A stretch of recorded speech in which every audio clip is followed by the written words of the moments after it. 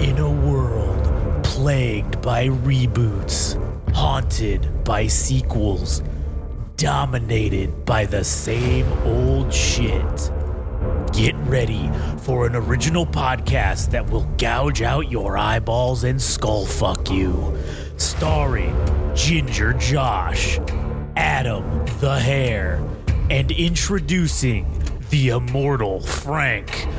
Hold on to your butts. It's the Game Rage Movies TV Podcast.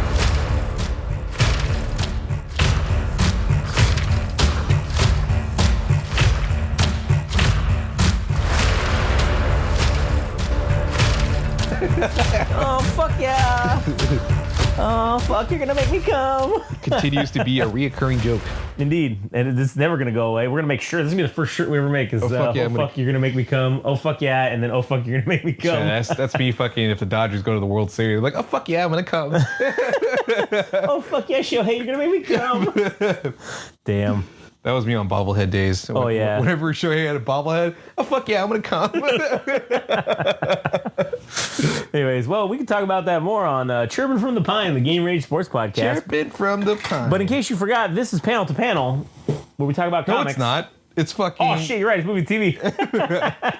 Game Rage, movies and TV. This is movies and TV, man. I'm so confused. Anyways, this is movies and TV, actually, where we talk about fucking movies and TV things. Well, thank you for spelling that out for us. Hey, it's not a problem. Hey, listen, man. Some of the people that follow us are fucking stupid, just like that guy who emailed us. So you can find more out about that on the BFN show if you want Game to hear Rage, more. movies and TV, where we try to sell you fucking burgers or something. Game Rage Movies and TV, where we talk about food.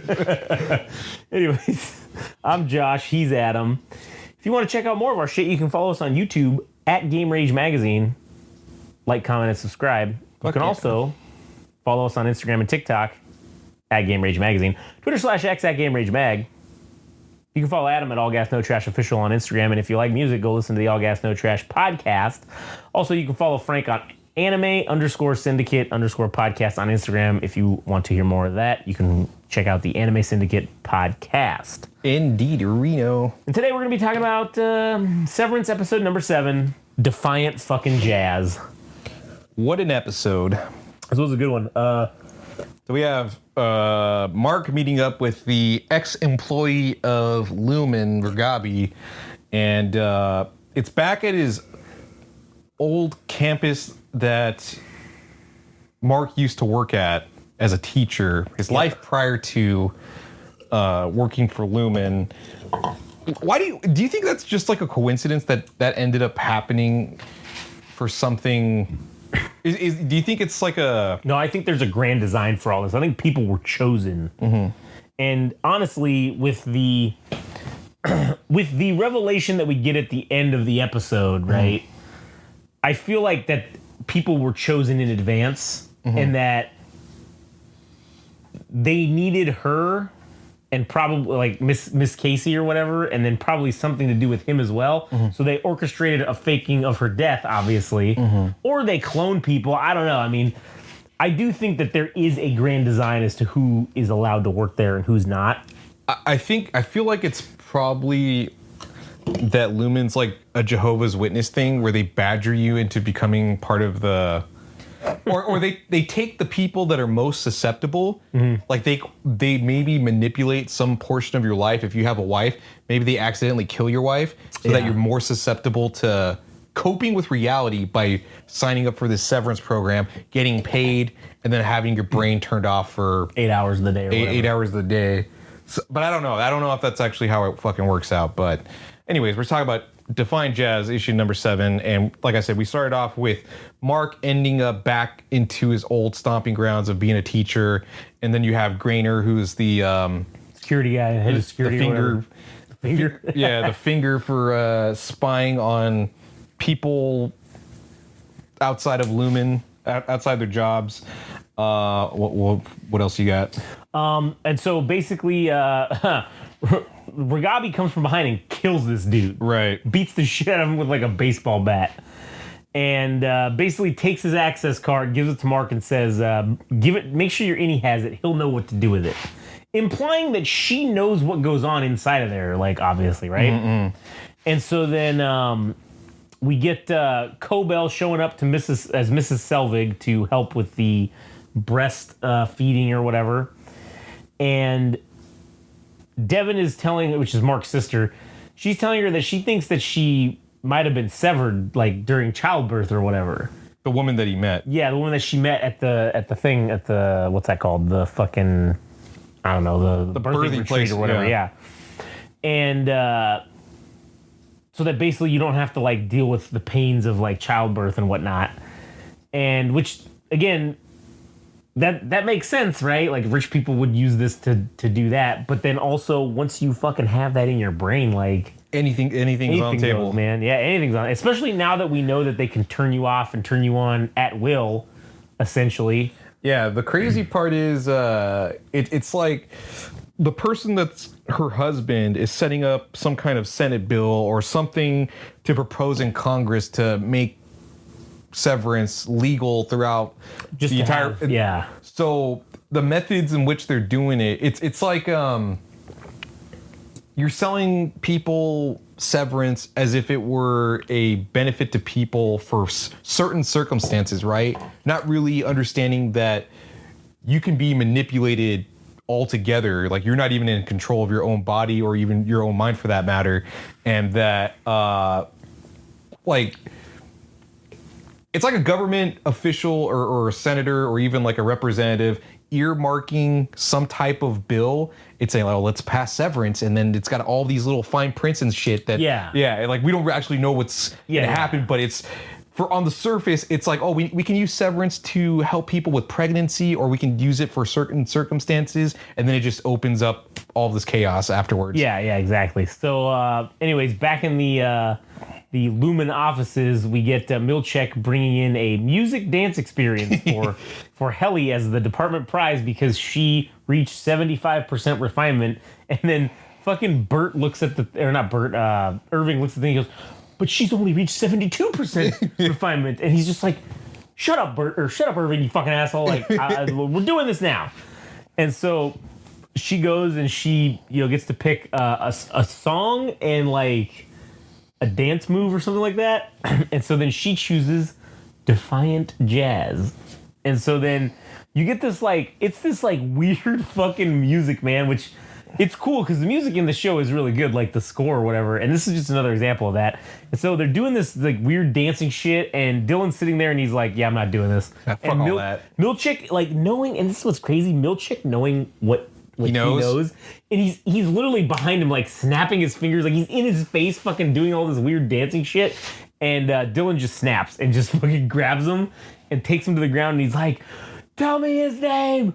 I need to know about the kid. Where is he? Where is he? Where is he?" Yeah. And he bites him, and he's like, "Dylan, you bit me," and he's like, "And you broke the skin, huh?" And then he fucking leaves. He's like, I have to report this to Miss Cobell. And then he fucking leaves, right? And then they're like, dude, what the fuck was that about? And he's like, they can turn us on outside. He's like, huh? He's like, he spills the beans and tells them everything about like, they turned me on yesterday. I woke up in my closet, basically. And it's something called the overtime contingency. And basically, they're like, hey, why don't we go on a trip to try to like, figure out, let's keep mapping or keep finding shit or whatever, right? It's something like that. And so then they go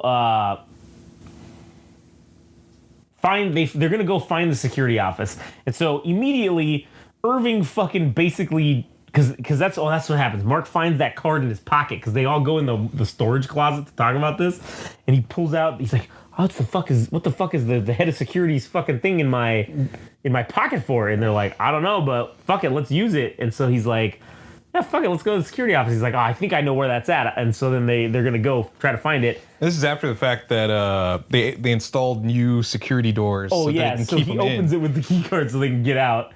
And basically, fucking Bert, or not Bert, Irving fucks straight off. I have to go check on Bert. And he immediately, sorry. He's like, dude, we're doing this together. And he's like, I'm sorry, I have to go find my gay lover. I can't, you guys. I can't. And so then he fucks off and leaves.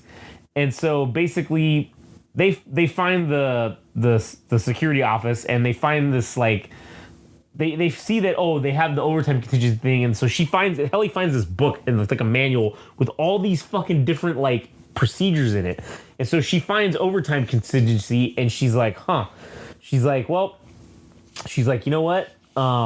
It looks like it's a 2-man operation, and Dylan's like, no, I'll stay. He's like, I already did it once, so he's like, it's fair enough that you guys get to do it, and so. She's like, well, it looks like it's a 2-man job. And he's like, well, that's convenient because I have the strength of 2 men. And then she's like, I don't know if it's necessarily a matter of that. It's like they're too far apart. And he's like, no, he's like, I'll make it work. And then I forget what something happens, but then they end up having to book it out of there. And so then that's when she rips out the page and she's like, here's like, so you can fucking do it. And he's like.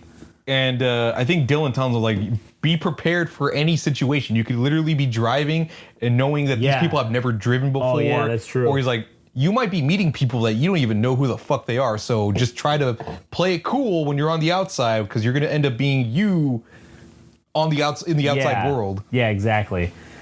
And so basically after that, we cut to Irving over at O&D, and he finds out that it's Bert's retirement party, and he's going to be retiring, and basically outside Bert fucking gives a little video about, oh, you know, I don't know any of you, but I'm sure we had a great time, and it was all great, and, you know, thanks, goodbye. And that's like the end of it, and then... Well, Irving's pissed because he's like, dude, you're gonna send him to go fucking die, being retired. Yeah, what right, the fuck? yeah. And then Milchek's like, no, you can go ahead and stay at this party. It's all square or whatever. He's like, man, fuck you, you piece of shit. Yeah. But I'm curious, man. It's like when they retire people, if some people actually get retired, like that means you die. Yeah, because Bert, as we find out in like episode 8, he's alive. Right. But like for some people that are problematic, if they just get taken care of. Yeah, they just die. Or repurposed. Right, yeah. And so basically we get Mark, fucking that chick Alexa, she visits him or whatever, she's at his house or something, and he's just like he basically fucking freaks her out because he's like, because earlier he was like, she's like, oh, do you want me to leave? And he's like, maybe, like, you know, I don't know, because like he doesn't fucking know. He's still dealing with the death of his wife or whatever, I guess, and like now he's fucking this chick, and you know, it's things are getting muddy, so he doesn't really know what the fuck he wants. And so then he's like, no, look, here, fine, talk about her, don't talk about her, whatever. Look, like here's a picture. Oh, he fucking rips up this picture of her, and then she ends up telling him to fuck off anyways, and she just leaves. And that's when we get the big reveal at the end of the episode when he's putting the picture back together, and it's Miss Casey, the lady who's like the psychiatrist inside of Lumen. Yep. That's his wife who's dead. But she's not seemingly dead, but she's not dead. She's clearly chilling at fucking Lumen, doing some bullshit. So who the fuck knows where this is gonna go? And again, it just raises more questions.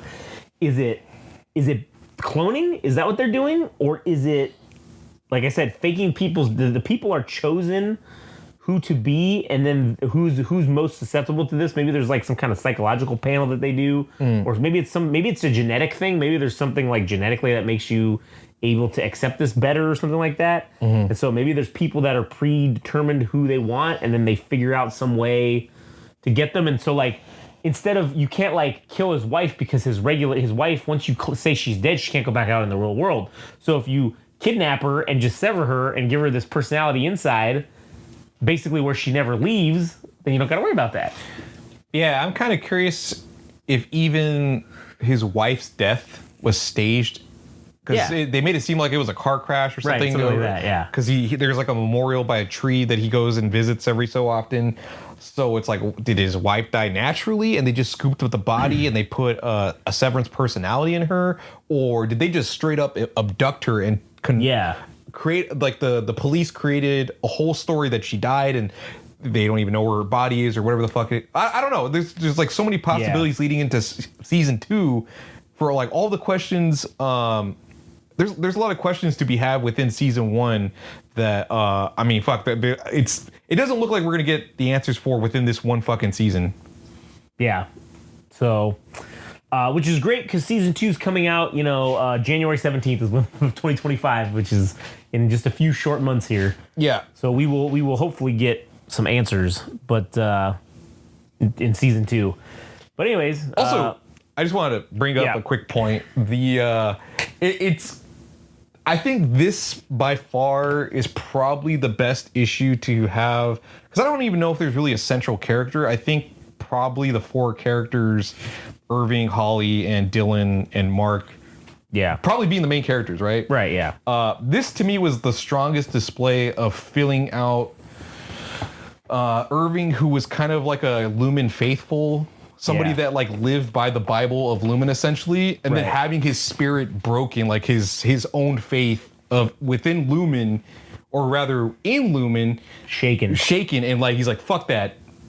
I love Bert, and these guys fucked me over. I'm down with bringing Lumen down. And then Dylan, man, I think Dylan is like probably the most compelling, even more so than Mark, dude. I think I like Dylan more than probably any character. Yeah. Especially with finding out that his son, he actually has a son. Yeah, in the outside world. Yeah, that's fucking crazy, man. That'd just be crazy. But this is the seeds of rebellion have now been planted, sowed, and are sprouting amongst all of the people in there. I love the fact that Rickon is like the Karl Marx, like within in Lumen, dude. Like this like, communist manifesto ended up in the innie world, and now this is like the start of the rebellion because of this bastard's book. Yeah, because this is this shitty book that he wrote on self-help or whatever. Yeah. But anyways, all right, that'll be the end of it. Stay tuned for the next episode where we talk about Severance episode number 8. We're getting towards the finale. Yep, getting towards the finale. And then we're going to have to find something new to watch. That's true. But anyways, if you want to hear more of our stuff, you can go to Game Rage Magazine on YouTube, where you can like, comment, and subscribe. You can follow us on Instagram and TikTok at Game Rage Magazine, Twitter/X at Game Rage Mag. You can follow Adam at All Gas No Trash Official on Instagram, and you can follow Frank at Anime_Syndicate_podcast. All right, that's it for us. Catch you guys on the next one. Hell yeah. Oh, hey there, buddy. It's me, 1930s announcer guy, here to congratulate you on making it through this episode. As our heroes are getting in their jalopies and riding off into the literal sunset, they wanted me to tell you thanks for listening to their radio broadcast, and should you be so kind as to follow them on some fancy schmancy radio station publication called Instagram and TikTok at Game Range Magazine, and on some other thing called Twitter/X at Game Rage Mag. Also, they wanted me to inform you and ask if you could be so kind again as to visit something called a website at www.GameRageMagazine.com. I don't know what that is, buddy, but you should probably go do those things. And, don't forget to tune in next time to the Game Rage Movies and TV radio broadcast.